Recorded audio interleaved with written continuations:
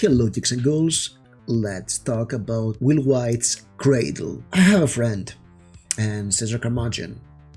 She just loves to read a book and tear it apart. Not literally, figuratively speaking. So at some point we met, and she told me that she was reading Will Wight's Cradle, and she couldn't stop herself from reading the next one, because it was an excellent series. And this really intrigued me because I've never heard her speak that highly of a book before. So I got book one, Unsouled. I've read some months ago. I was reading it on the go on my mobile phone. It's an ebook. And I could see why she was enthusiastic, but I was not blown away by it, to be honest. And I'll tell you about it later in this video. And I want to do a review about it, but I was like, oh, alright, I'll do that. I was not that enthused to go to a book review, alright? And last weekend, I read book 2 of the series, and now I'm officially hooked. And I know that book 9, out of this 12 and some change book series, just came out. And every time a Cradle book comes out, it blows on the internet, really. It's a very popular series. So it's time I'll do a long overdue review of Unsouled, book 1 of the Cradle series. And Cradle is an indie series by author Will Wight. The book Unsouled was first published in 2017, and it's a big sensation on the internet. There are a lot of fans of it. It belongs on the subgenre of progression fantasy, which, basically Cradle is Naruto as a fantasy novel.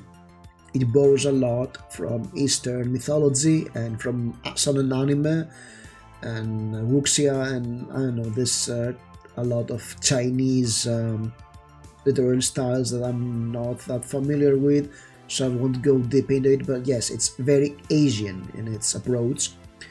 Our main character is Wei C. Lindon.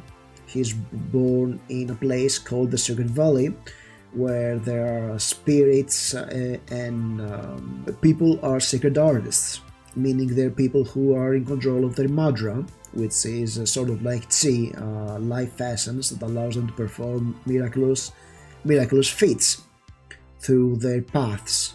The term progression fantasy comes from the fact that there is a level system of it, meaning that as sacred artists work and they practice and they meditate and they take some elixirs or some fruits that have madra in them and process it, they're able to progress in a different level. So there are the copper, the iron, the jade in this system, and some lucky few can become jades. Yes, I know, no, you're veterans and you are laughing right now, but I'll get there, okay? This is the part where I explain to people who don't know what Cradle is, what it's about, alright? So, at early age, every child has to go into a test to see what part of the arts he has an affinity to, because there are 4 main paths to how to use madra, and he fails. So he is deemed unsouled, he is very weak, and the clan cannot afford to teach him the sacred arts or try to raise him, because every family and every clan tries to raise their best in order to, to gain prestige. This is this kind of society where power is everything. And so he is some sort of a pariah. He is slightly better than a non-person, or maybe he's a non-person actually and people just won't bother with him, and he is trying to scrounge every iota of power or knowledge available to him in order to progress from good to copper. And through a series of events and stuff Lindon is trying to do and shenanigans, he manages to learn a couple of techniques.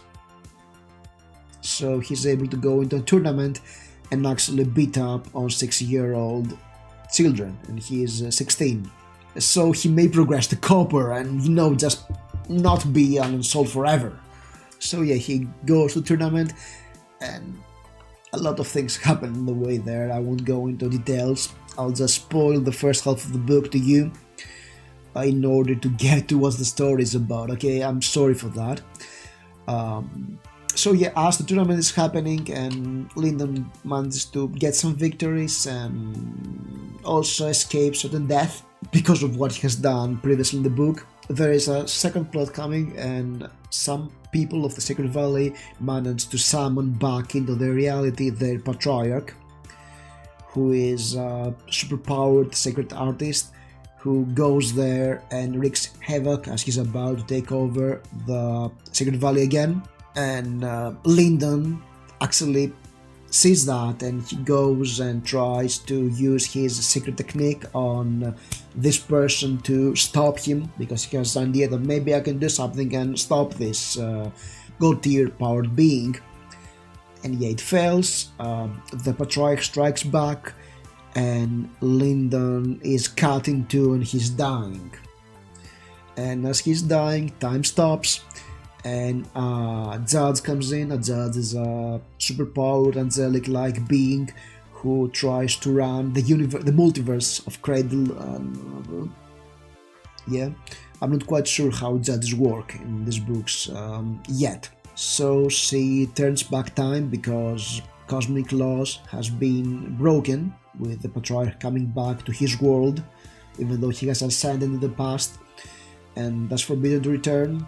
And she admires Lyndon's bravery, so she tells him that in 30 years' time, a big catastrophe will come and destroy Sacred Valley. And if he wants to save Sacred Valley, he has to become the strongest person there. He has to go beyond Jade, which is impossible, apparently, as far as people of Sacred Valley know. She also tells him that, yes, people outside of Sacred Valley are reaching even higher power levels, and you have to go there and train and return superpowered to save your hometown.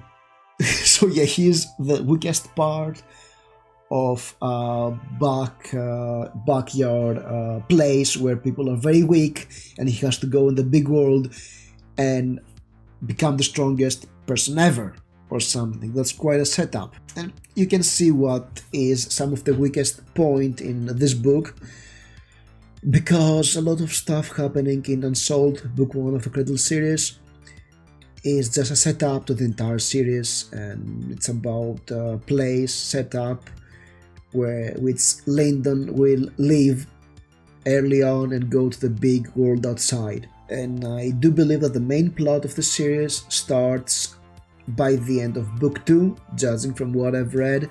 So yet you can see that even though I liked some of the parts of Unsouled, I was not enthusiastic about it because I was reading the setup. But I can really feel for the main character. The world building is actually very interesting. It's interesting to see this way of very blatant stated power levels and techniques, and the possibilities of it are great.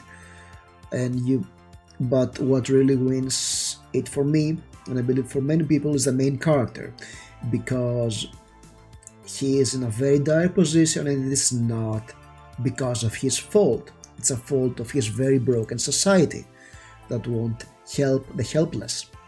So you have to feel for Lyndon and for his struggle, and also for his determination, because he is the weakest person in a world where there are super strong people and strength is everything. And this feels enjoyable to see him how he tries to surpass a lot of struggles, mostly through outsmarting people more powerful than himself. Of course, him being so weak is not that great because he doesn't have much agency, so it drives me a little mad. And I also didn't like how at some points he has to blatantly cheat, and there is one specific point where I was very disappointed on how he's cheating something in order to get what he wants. And yeah, I was not enthused by that, but overall I can understand why it's happening, how it's happening, and I'll have to deal with it, mostly because I know that at some point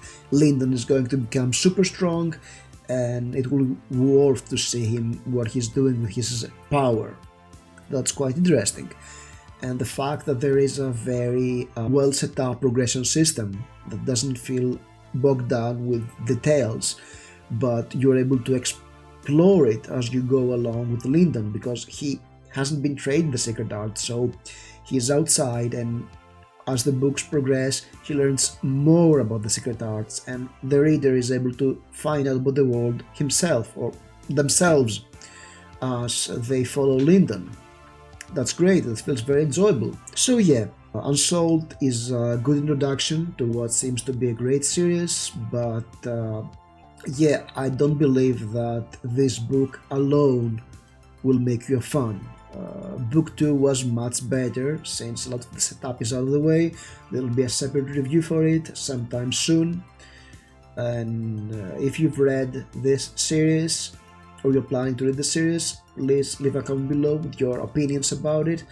And as always, if you like this video, press the like button, subscribe for more videos like that, and we'll see you soon. Thank you for watching.